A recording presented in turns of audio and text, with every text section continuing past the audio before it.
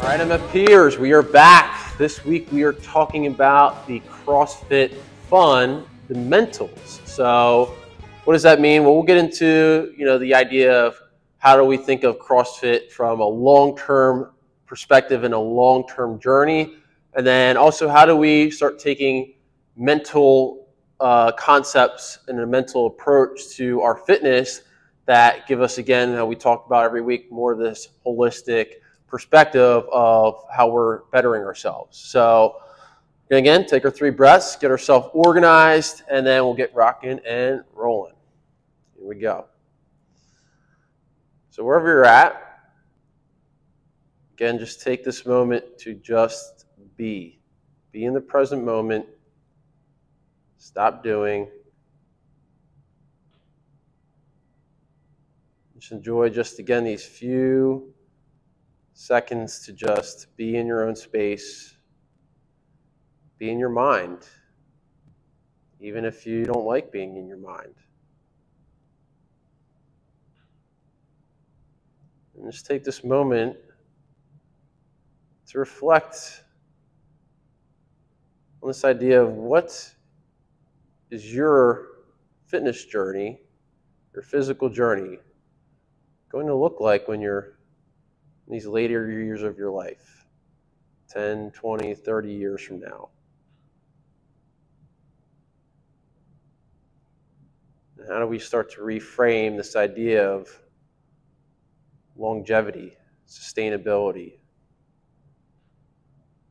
and implement that into our physical activities and our mental activities? Let's take our first breath. Deep inhale through the nose. Hold.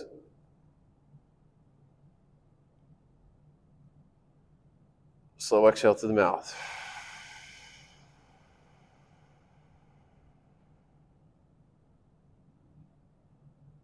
Inhale.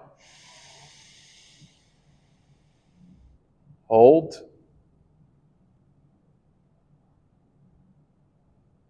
Let it out. Last one, best one. Let it in. Big hold. 5, 4, 3, 2, and exhale.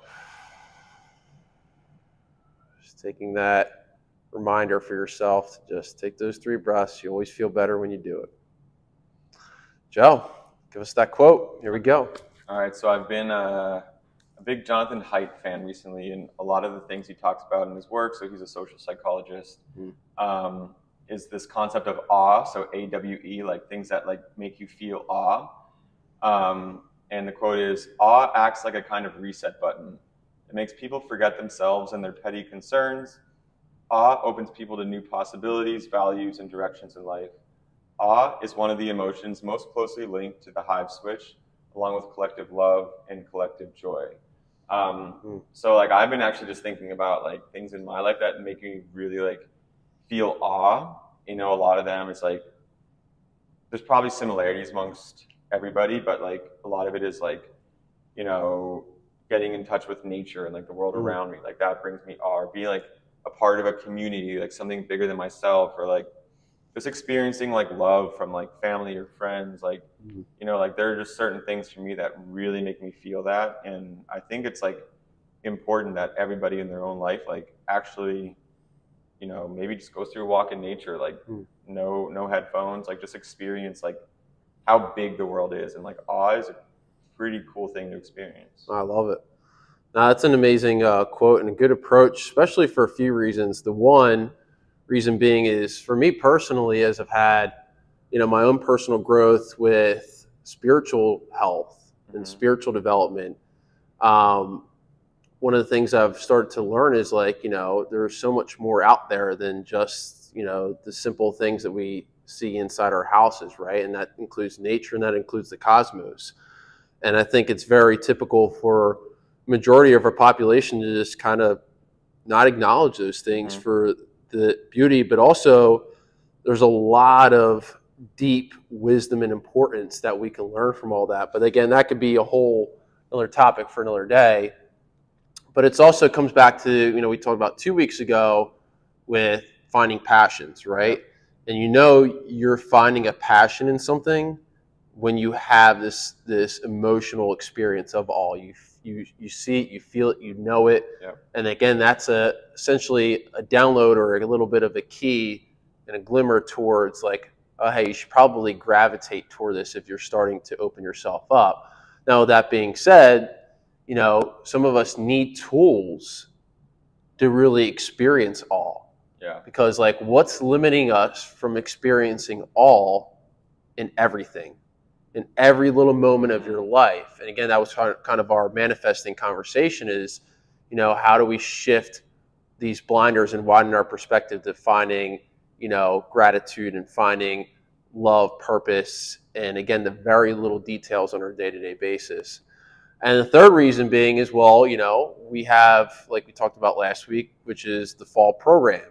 And now we are literally, it's Monday here, and we're starting our new fall phase program. And like, that's, you know, an opportunity for us to feel that, right? To feel this new all with the new things that you learn, especially with, you know, starting a new phase in a new program. And for me personally, like you shared your moments of awe, which for me, I've learned from myself with the nature, but I see it within physical movement. Like I've always have been an individual that has studied the human physical body in motion.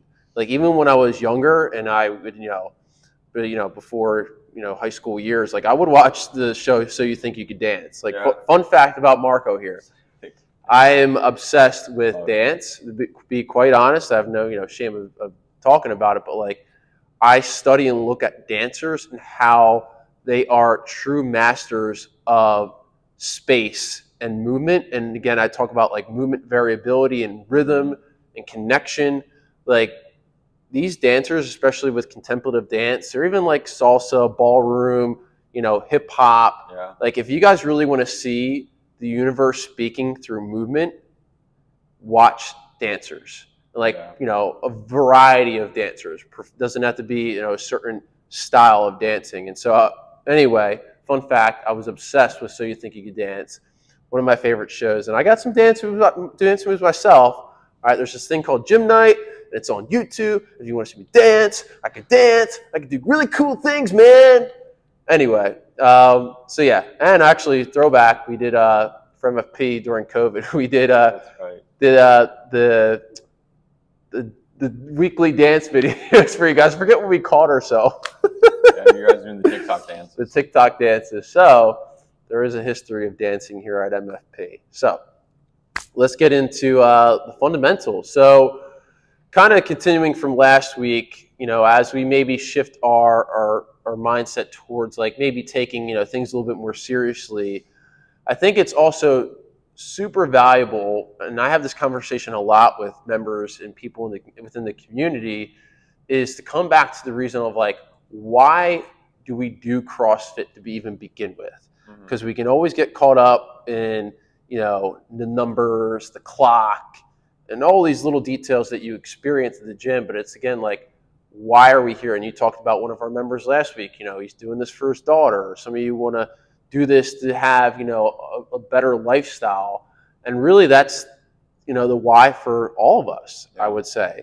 And so how do we start to just come back to this reflection of, you know, for me, I do this all the time. Like, what is Marco going to look like when he's 50 doing CrossFit, when he's 60 doing CrossFit, when he's 70? Are some things going to change? Some things going to stay the same? You know, what are these going to look like? And I kind of have this oath to myself that, you know, when I'm those ages, like I want to physically thrive, and I'm going to physically thrive. And I'm not going to be one of those people that are going to say, you know, I'm limited because of my age. I'm going to complain because of my age, even though we know there are physiological changes. Yeah, I mean, just like always going back to your why is important. And, you know, I think what's important as well is like having the perspective of like a pride in yourself for like like what you've achieved already in terms of your fitness, because you know sometimes like especially people who go to a CrossFit gym, you're around like like-minded people all the time. Mm-hmm. And I always think it's so interesting if you like you're kind of spoiled in here because you forget like you are, even if you're a very beginner in CrossFit, Mm-hmm. only been doing this for a couple months, like you're doing so much more for your overall health and longevity than most of the population. You Yep. know, like it's so like I always think members, especially like even if they're new, like they feel like they can't do everything. It's like give yourself credit, like just showing up and Yep. moving every day, like what you're doing is impressive. And one, like you have like an advantage just in long-term health that so many people don't. Yeah.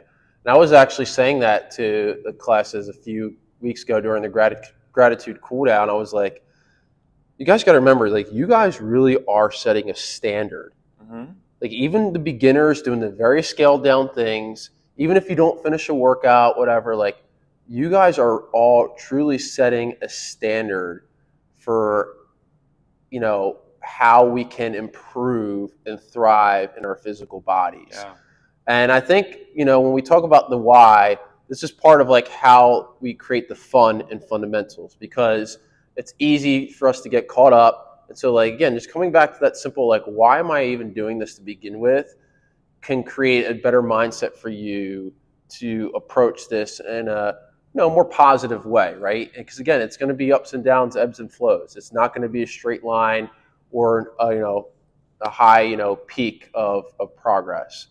And for me, like, to share like my why, I have a few reasons, but my number one is actually to like, for mine might be a little bit different because I own the gym, but like I want to be able to set a standard as leader of like how I approach these workouts and how I do these workouts and how I am making my own progress, so that way you guys can see. And I do every single workout the same exact way you guys do it. You know, I just have a lot of years in the game and experience and, you know, a different threshold. And that's one of the reasons. And for me, honestly, I kind of go back to like, again, what am I going to look like when I'm 30 years from now? I always come back to that. Yeah, for me, you know, my why is just trying to, you know, live in the way that I want for as long as I can. Yeah. You know, like I want to obviously like I want to be playing golf when I'm 80. Yeah. You know? Like I want Yeah. to, I've seen, like I know like aging is a part of life. And I think for me, I grew up with this perspective. I was around so many, like whether it be family members or people like who I grew up with who really didn't do any like preventative measures with their health, that I'd always be like, oh, like don't get old, like Yeah. don't get old, like Oh my like gosh. it's like everybody is destined to this sad fate. And like there are some certain like freak circumstances that happen that like obviously like some of us can't control, but for the most part we have a choice. And like we have an ability. Like getting old doesn't have to suck. Like getting old could be a really beautiful thing. Like you could, and I think the don't get old saying, when I hear that, makes me the most like, I don't want to say motivated. Upset, but motivated. I'm like, motivated. I'm like, you know what? Like I want to get old. Yeah. You know? Yeah, I do. You just said it perfectly. So I'm not going to, you know, move on that, but I agree. It gets me motivated. And I think for both of us to kind of segue into another part of this is both of our whys now is like, how are we creating a standard for a new generation?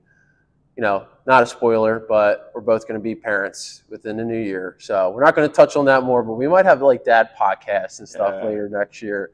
But, you know, we're going to be setting examples for our children. Yeah.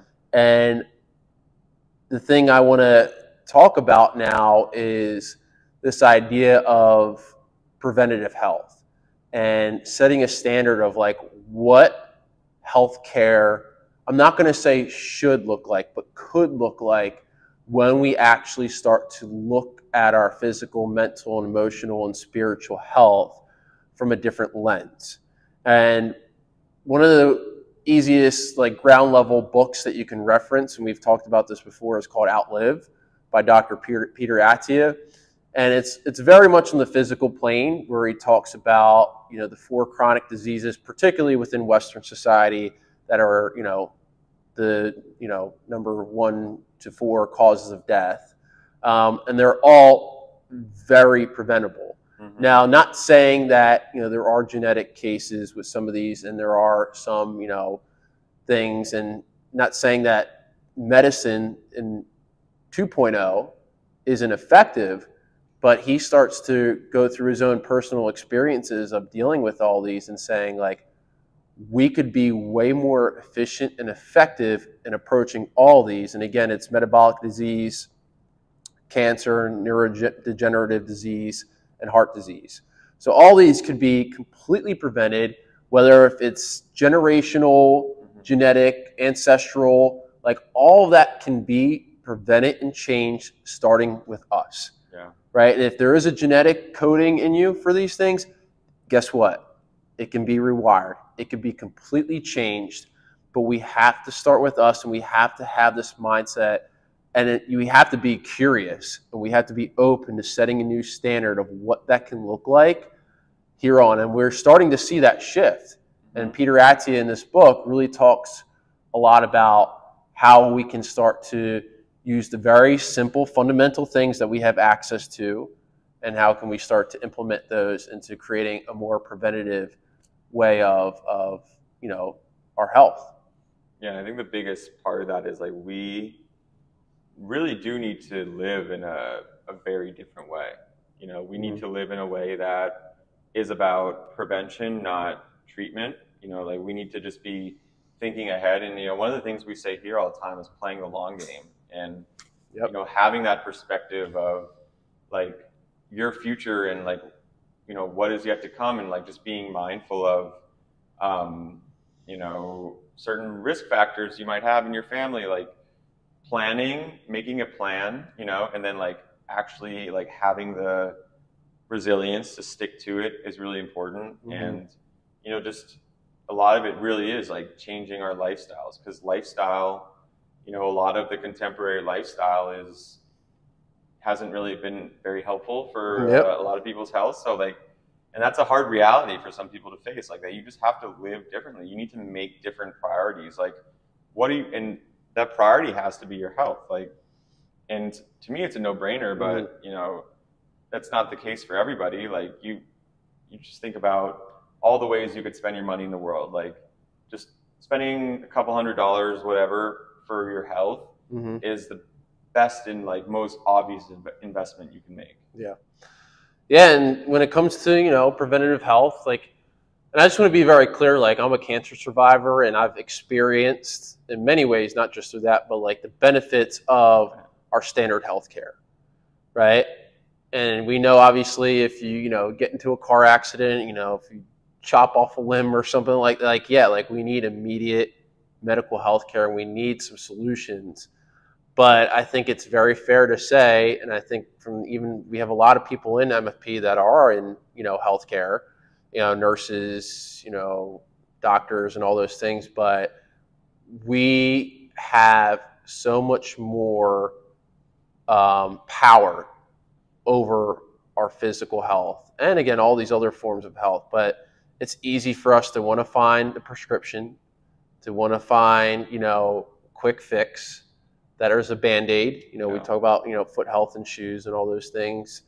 And, you know, you got to be willing to try new things. And it's, again, way easier said than done, right? And I'm not going to speak for everybody with this. So, but this is something that Peter Attia talks about and Outlive with lifespan and health span, and how, you know, as we start to create new generations of medicine 3.0 that are looking at, you know, all of our phases of health from a different point of view, of, like, how we can actually take, you know,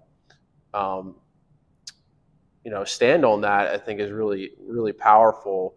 You know, and we're going to have to be, and that's actually not a quick tangent, but if everyone knows Greg Glassman, the original founder of CrossFit, like, he had an initiative to go after, like, big pharma and, you know, the FDA and Coca-Cola. Like, I don't want to go off into too much about like government control and like how there are some things that like we might not ever be able to change until there's like a higher up that's willing to like make a macro change, but we have to start on the micro level. Like all of us individually have to start to wake up to starting to make progressive changes within ourselves that make an impact on our health. And a lot of the things that Peter Attia talks about in this book is he starts with fitness. We'll talk about some of those. And he goes into nutrition, sleep, emotional health. He even talks a little bit about psychedelics in there. And, we have all these tools. And I mean, we'll talk about the fitness stuff, but I mean, the nutrition stuff was huge, right? Yeah. And that's part of like within our culture, like there's a lot of things that are hard to really control with food that we have to make decisions on. And we'll have Amy on here at some point. But when we talk about the physical longevity-based concepts, he talks about a few categories, and like one of those is building skeletal muscle mass and building our strength. Yeah, I mean, what I love, I love Outlive in general. It's just like my favorite overall book for longevity. But what I think is coolest about it is the way he describes the right approach, like the best approach to fitness for longevity is basically the CrossFit methodology. Like specializing and not specializing. Like, he was mentioning he was a cyclist for years and was like, great, like I have plenty of capacity to cycle, but like, what's my muscle mass? Like, what's my bone density? Mm-hmm. Like, how's my flexibility, my mobility, my stability? Like, just knowing that there are so many different pieces to the puzzle, and then like having this varied approach that we have that focuses on functional movement is like the most valuable approach to really foster that like longevity, long game mindset. Yeah. And he does touch on some things that are very much standard to like what we do here at the gym. And when we talk about strength and building muscle mass, like that's the reason why you see a lot of strength-based concepts here at the gym. Like when we do part A, whether if it's tempo work with a barbell or, the basic accessory stuff, like we want to build strength and stability and that are developing, muscle mass growth. And so when we do, endurance-based, long, cyclical things, that's not the most efficient way to do that. Actually, it's deteriorating to some extent. And so we'll talk about why, that stuff is important. But when it comes to strength building and development, like all the things that you see, here at MFP, like last week we did the farmer carries, today we did sumo deadlift, we're going to do different forms of weightlifting on Friday.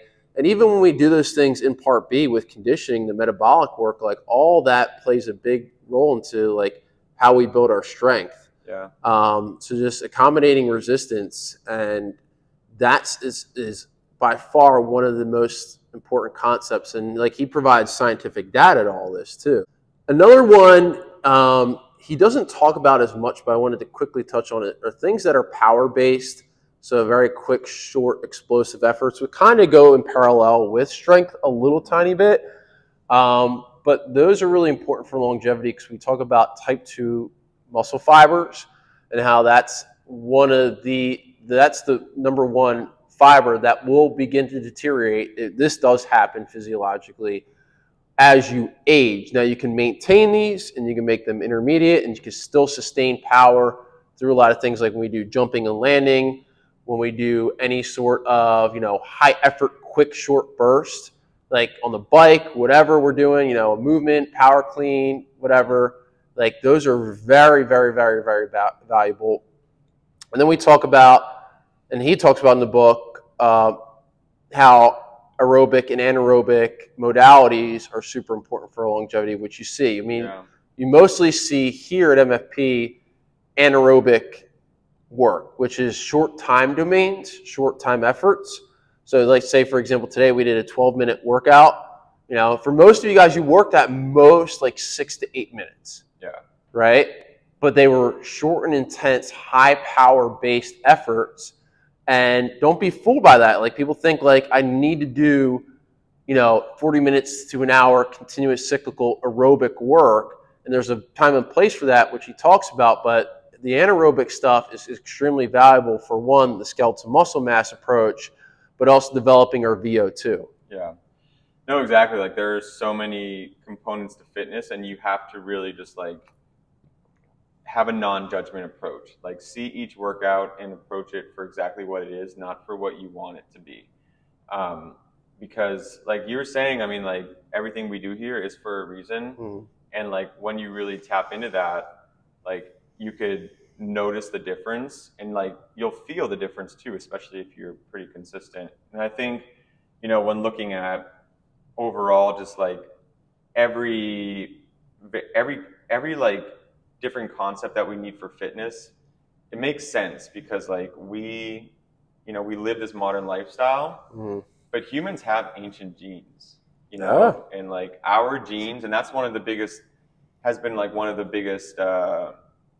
you know, factors with, you know, the decline in health and like increased rates in obesity, is that like modern life, modern diet, like isn't very compatible with our ancient genes.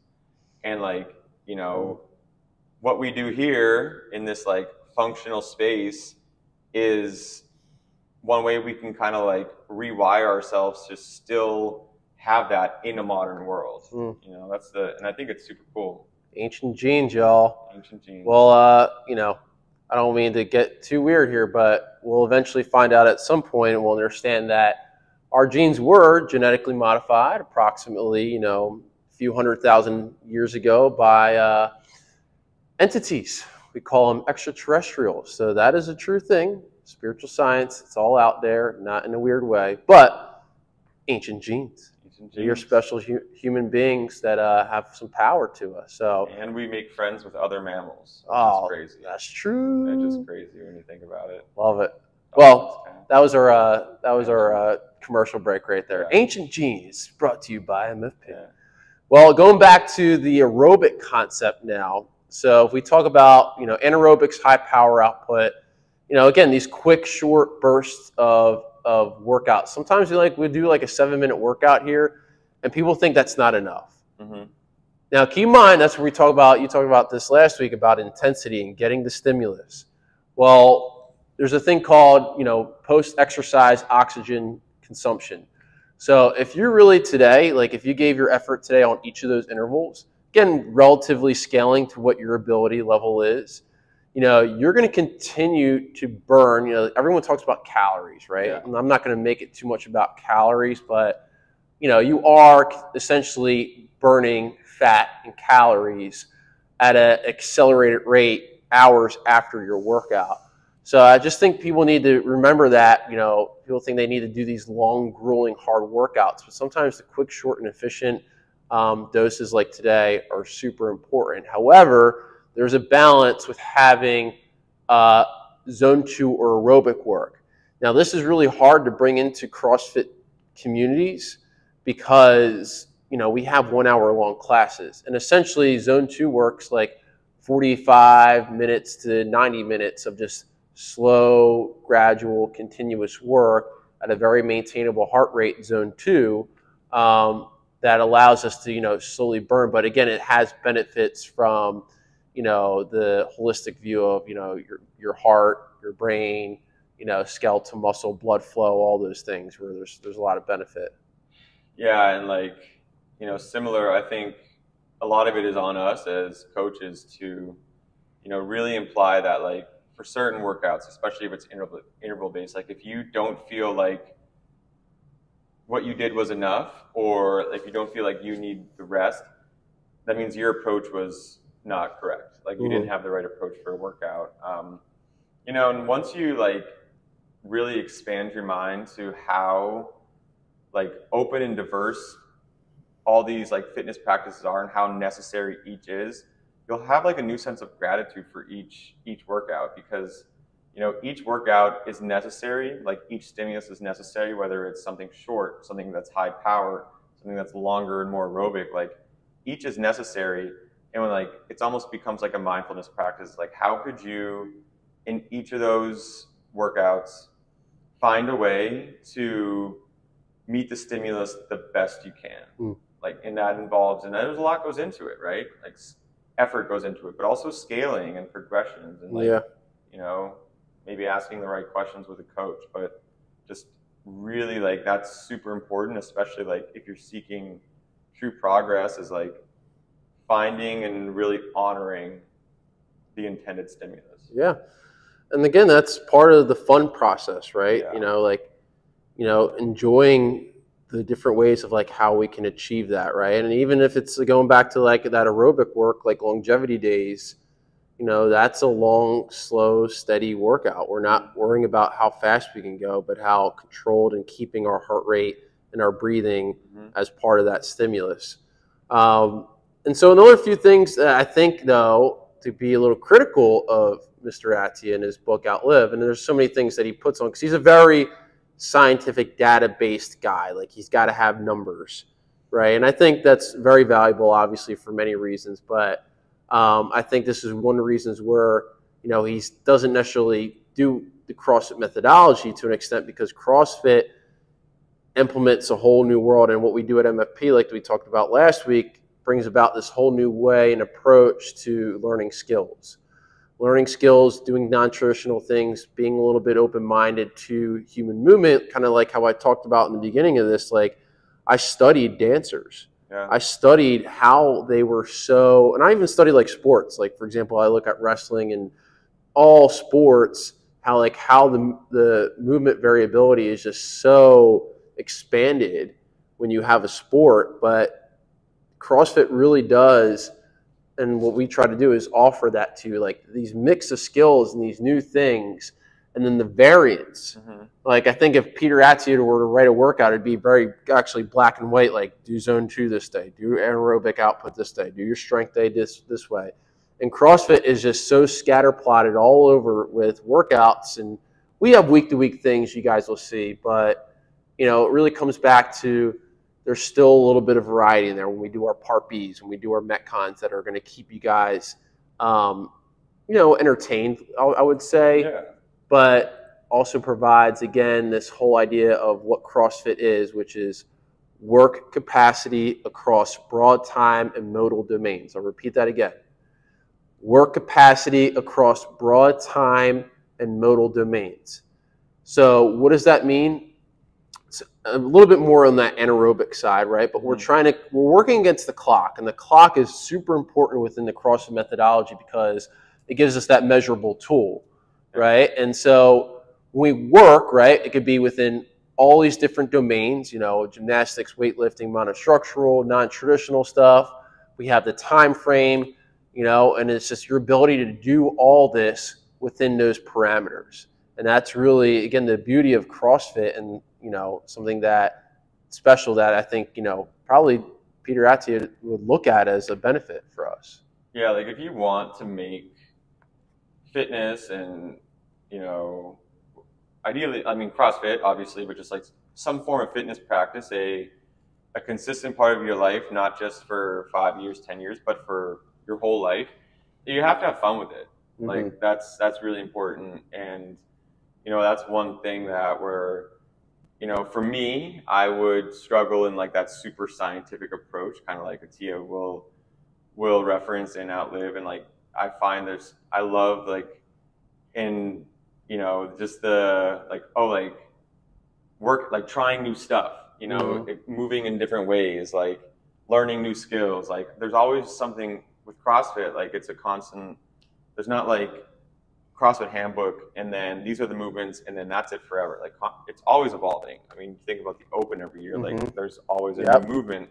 There's always some new skill to learn, and like that makes it fun. Like, that makes it, and that's because just like anything in life, like you don't want to burn out. Like, you want to keep enjoying it, and you know, it should be fun. And how do we find fun when, like, you know, even when things are, you know, challenging, and how do we find fun and when sometimes routine is broken and new things are happening and you kind of get comfortable and you know you don't want to get out of your comfort zone with some of these things. And so that kind of brings us to our segue into another thing I wanted to talk about is like the mentals, right? And part of the fundamentals, because you know there is a mental avenue for us to make growth and how we look at things and how we think and how we start to have this new mindset approach to, not just things we do in the gym, but how we approach life outside of the gym. And that's been, again, a big thing that we've been trying to really emphasize more so now recently is how do we do that? And again, like we come back to the gratitude cool down, like I was saying this to the classes the 1 week when you were away, it was just like, how do we find just that little, 1%? What does that 1% thing do? If we start at the gym, of implementing this idea in the gym, like what's that 1% thing that you did today that you can be grateful for? Is it just the fact that you showed up? Mm-hmm. Is it the fact that you just completed the workout? Did you maybe try something new? Or were you super consistent? I was really consistent today. That's that one thing. I'm really glad that I did that. I'm grateful for that, right? What's that little glimmer? One of our members, we interviewed her the first time, if you guys know Courtney Worth, but she sent me a post about the young Pablo that was talking about glimmers, like these little things that you can actually start to look at in your daily life, not just in the gym with your experience. And I always thought that was like just really important to bring about to the community is, are we looking for, again, positive? Are we looking for something to grow from? Or are we looking to, again, just kind of, just go through the motions? Yeah, I mean, humans in general are purpose-driven creatures, right? Like we all are, everything we do, like none of it's random. We're always doing it for a reason. And I think that, if you are always mindful of going back to your why, like you could see a lot of those glimmers in everyday life. Like for example, like maybe you're moving and you're just like feeling great moving around furniture and like you're like, oh man, like this is true functional fitness. Or you're out somewhere with your family, your dogs, your kids, and like you could keep up with them, and in fact you're probably like not just keeping up but like leading the charge. Like we all are here just to live better. Like we all prioritize fitness to live better outside of the gym. Like, it's not a vanity thing. It's like it's a true purpose thing. So, when you're mindful of that purpose and you like really, keep it evident, it's like you see so many of those glimmers in real life of like it paying off and like it being worth it and this making your life better. Love it. And another part of that is the non-judgmental approach. And we talked a lot about this our first few podcasts. And, like the mental practices that we learn here is like, first starting with yourself. Am I just judging my experience in terms of, you're questioning in a poor way of, what you're doing and how you're doing it versus just like embracing that moment and experience of like being present, being here. Or vice versa, if you're judging others, right, an experience. And I come back to that commonality aspect of us being all together here within a class experience. And, that's super important because, again, that's just a tool we can start to continue to look at outside of life when we talk about how we're evolving towards, in the spiritual concept of love consciousness, to just, not judge things, just kind of be open-minded and compassionate. And then another part of that is, all this comes down to like, do you trust what we're doing for you? Yeah. Do you trust the coaches? Do you trust the process? And I'll just say right away, like, not everything's going to be perfect from our end. Like, there's still a lot of ways that you can grow. I can grow. Yeah. I'm not going to write the best workout every day. I'm not going to be the best coach every day. And I'm okay with that. Like, that's just me having a non-judgmental approach. Not saying that I'm lowering a standard for myself, but that's just kind of me being compassionate for myself and for the experience. And I think, I'm just always trusting that what we can bring or how I can do this or whatever, like there's a reason and there's a why. And if I can come back to that, that's always, at least I'm talking from my personal perspective, why it's helpful. Yeah, and like I think part of trusting is knowing that no process is like perfect. Every process has like, there's speed bumps, there's challenges, there's good days, there's bad days, but that's like a process that should be viewed in its like totality, right? Like overall, the direction is the direction that you're trying to go in life. And then, like, yeah, like you can't be too hard on yourself or hard on a situation, because, you know, you can never have the highs be too high and the lows be too low. It's like you just understand that the process is an all-encompassing experience. It's a whole. It's a whole. It's a circle. It's not a straight line. It's always a circle. That's how the universe works, team.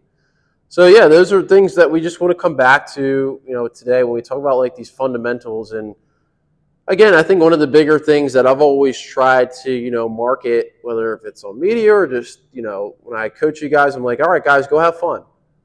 You know, I think there's an idea to try and create you know, a not quote unquote so serious approach to CrossFit. Now, I'm not saying that, you know, we don't set standards, right, or try to, you know, keep things orderly and all those things, but, you know, how do we find the balance of, you know, not taking this too serious where, you know, you're losing, you know, parts of your mental health. Yeah. And I think that's something that I've always tried to promote, and I think we do a really good job for the most part as a collective team and community. Because I mean, you can go to a lot of CrossFit gyms, and I've seen plenty of them. I've had that, and we talk about our experiences like this in the past. But like, you can go to many gyms, and it's super serious. And look, I mean, when you see me work out in class, like, yeah, I'm pretty much in the zone. I'm also just like, I try to find that balance for myself, and I think about it too. Like, how do I, you know, embrace this moment? Like, I'm here for myself. Like, this is my 1 hour of, you know, not having to worry about life. And I think that's where, you know, it's not necessarily serious per se, but I'm just like in my own space. But also, you know, I'm enjoying it. Like, I'm trying to not, like, I don't really get too worked up on, you know, how fast I finish or comparing. Cause like, that's where a lot of my beginning CrossFit years were. And I'm just like trying to have fun with it and just remember, like, I showed up today, I got that 1% better. Like, I finished, I completed, or maybe I didn't complete the workout, but I still made an effort. Yeah.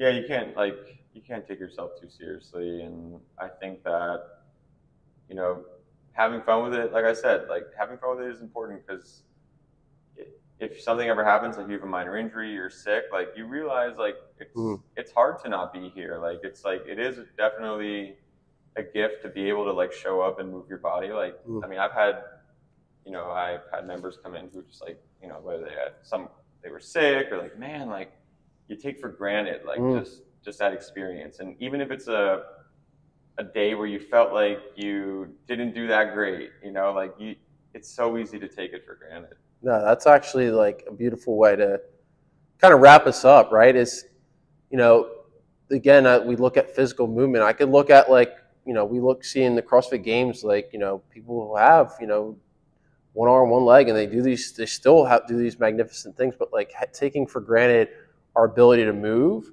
our ability to have, you know, physical health. And that is by far the best way you can find a glimmer. Yeah. Like, and I get it. For a lot of people, like, it's woo-woo to be like overly grateful for your experience, but that's reality. And when you have it taken away from you, then you realize, like, when you're sick or if you know, don't have access to these things. I mean, a quick example for me was I fasted. I have to talk about it now, guys. I fasted for almost 72 hours. So I'm going to talk about it. All right. Quick update for everybody. All right. But no, I did a extended fast, so only water, electrolytes for almost 72 hours. But a little anticlimactic. You know, I learned a decent amount, but I think that actually the biggest thing that I did learn was just the gratitude for having the human experience of food and how fun food is. Yeah. And also, like, you know, being able to work out with energy when you have food is again, that feeling and that sensation I had a lot of gratitude for today, now being fueled. So, yeah, you know, again, that could be the easiest way if you can work on those fundamentals. And also know, like, nobody's going to have the same exact perspective. Like, everybody's why is going to be a little, yeah, like, I'm sure there's plenty of commonalities, but, like, you know, what's most important is individualizing this process, like finding like your own why, like finding, you know, what you're grateful for, or like what motivates you, or like what are you doing this for? Like just thinking about your life at a little bit of a deeper level, because everybody who steps in foot in this building is here for a reason. Love it. Yeah, like just think about it, and you know, everyone looks different, and you gotta love that, and just be mindful of that every single day. Share it with people. So what are your CrossFit MFP fundamentals? You gotta let us know. All right, give us some feedback. What are your fundamentals? What's that why? All right, well, I love it. So we're gonna wrap it up. That was a good way to finish this up there, Coach Joe. So that's it for this week. Okay, just a fairly quicker one from the past few weeks. Next week we're gonna have a guest. All right, we're gonna have. I'll just wait. Well, I'm not gonna spoil it for you. Yeah, we gotta keep it a surprise. All right. Surprise. We do gotta go back to Coach Joe. Do we have a sponsor for today? Let's think. Let me think. Maybe MacMart. Oh, we can't keep doing it. Look, we love you, Jackie and Kevin. We gotta go. Let's do the head nut. You know, we gotta give the head nut. No, the head nut stresses me out. It's too disorganized in there.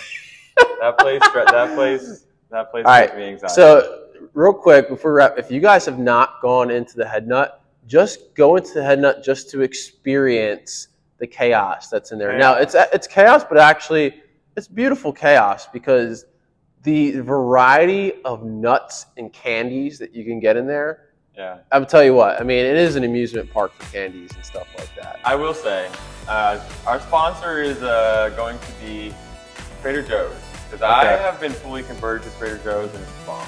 Love it. Nutrition is key, y'all. Trader Joe's. All right. Thanks for guys for tuning in. All right, we'll see you next week. See you at the gym. Peace.